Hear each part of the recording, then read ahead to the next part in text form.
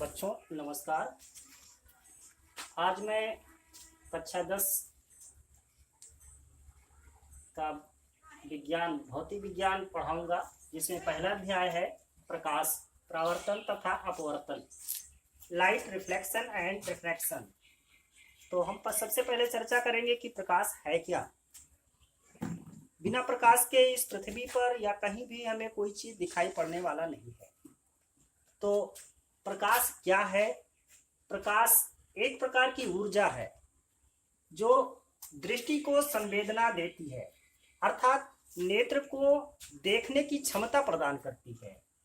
तो इसलिए प्रकाश एक प्रकार की ऊर्जा है जो दृष्टि को संवेदना देती है। अब प्रकाश के स्रोत, इस पृथ्वी पर या कहीं भी प्रकाश के हमें दो प्रकार के स्रोत मिलते हैं। एक तो होता है प्राकृतिक स्रोत और दूसरा होता है मानव निर्मित या कृत्रिम स्रोत। तो प्राकृतिक स्रोत में हमें जो प्राप्त है वो सूर्य है और तारे हैं। अर्थात प्राकृतिक स्रोत उसे कहते हैं जिसमें स्वयं का प्रकाश उत्पन्न करने की क्षमता होती है। तो जो प्राकृतिक स्रोत है उसमें तारे हैं और सूर्य है। क्योंकि सूर्य में खुद प्रकाश उत्पन्न करने की क्षमता है, उसी प्रकार तारे में भी है।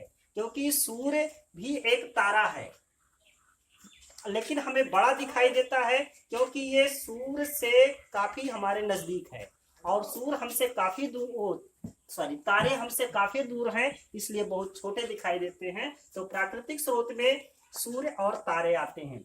उसके बाद दूसरा है मानव निर्मित या कृत्रिम स्रोत। जो मनुष्य द्वारा बनाया गया प्रकाश का स्रोत है उसे हम मानव निर्मित या कृत्रिम स्रोत कहते हैं, जैसे मोमबत्ती है, विद्युत बल्ब है। उसके बाद अब ये मानव निर्मित स्रोत जो है या कृत्रिम स्रोत है, उसमें कुछ वस्तुएं प्रदीप्त होती हैं और कुछ अप्रदीप्त होती हैं। तो हम चर्चा करेंगे सबसे पहले प्रदीप्त वस्तुओं की। ऐसी वस्तुएं जो स्वतः प्रकाश उत्पन्न करती हैं प्रदीप्त वस्तुएं कहलाती हैं, जैसे सूर्य या विद्युत बल्ब। और उसके बाद अप्रदीप्त वस्तुएं वह वस्तुएं जो प्रदीप्त वस्तुओं के प्रकाश से उत्पन्न करती हैं, वह वस्तुएं जो प्रदीप्त वस्तुओं के प्रकाश से प्रकाश उत्पन्न करती हैं उन्हें अप्रदीप्त वस्तुएं कहते हैं। जैसे चंद्रमा। चंद्रमा में खुद का प्रकाश नहीं है, चंद्रमा सूर्य के प्रकाश से चमकता है।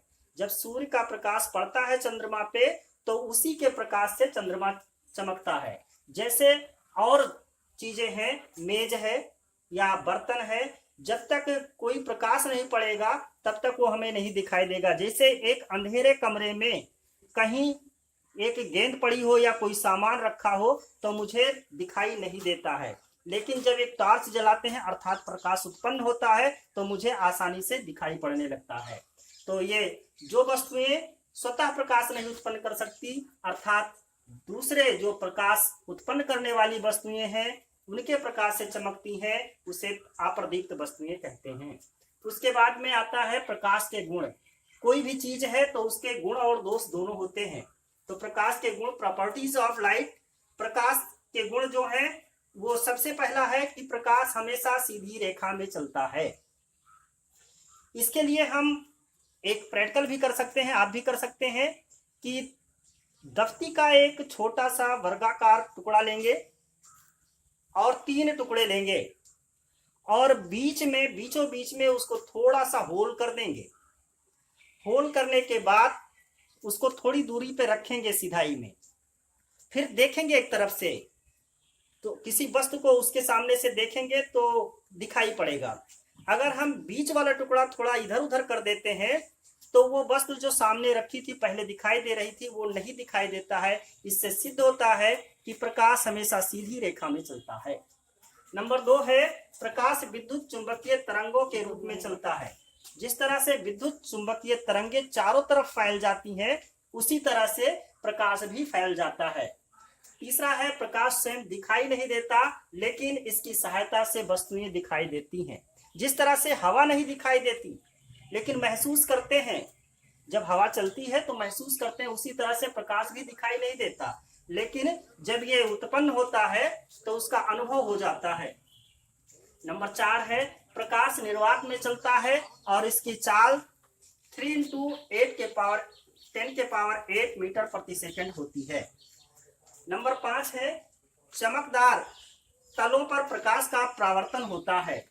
कोई भी अगर चमकदार वस्तु है तो उस पर प्रकाश पड़ेगा तो वो फिर उसको रिफ्लेक्ट कर देगा, परावर्तित कर देगा। क्योंकि जैसे आप देखिए जो शीशा होता है चेहरा देखने वाला, उसका एक तरफ पॉलिश होता है, तभी हमको वो अपना चेहरा उसमें दिखाई देता है। और जिस शीशे में मतलब पॉलिश नहीं होती उसकी किरण पीछे निकल जाती है और हमको कोई चीज दिखाई नहीं देती है। तो अर्थात चमकदार तलों पर प्रकाश का परावर्तन होता है। नंबर 6 है दृश्य प्रकाश की तरंग दैर्घ्य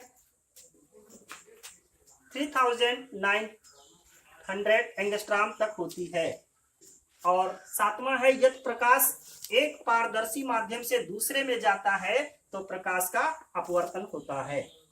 तो आज यहीं तक पढ़ाएंगे और इसको आप नोट कर लेना फर्स्ट चैप्टर में फिजिक्स में और लर्न कर लेंगे। अगले दिन आपको पढ़ाऊंगा प्रकाश के परावर्तन के नियम। धन्यवाद।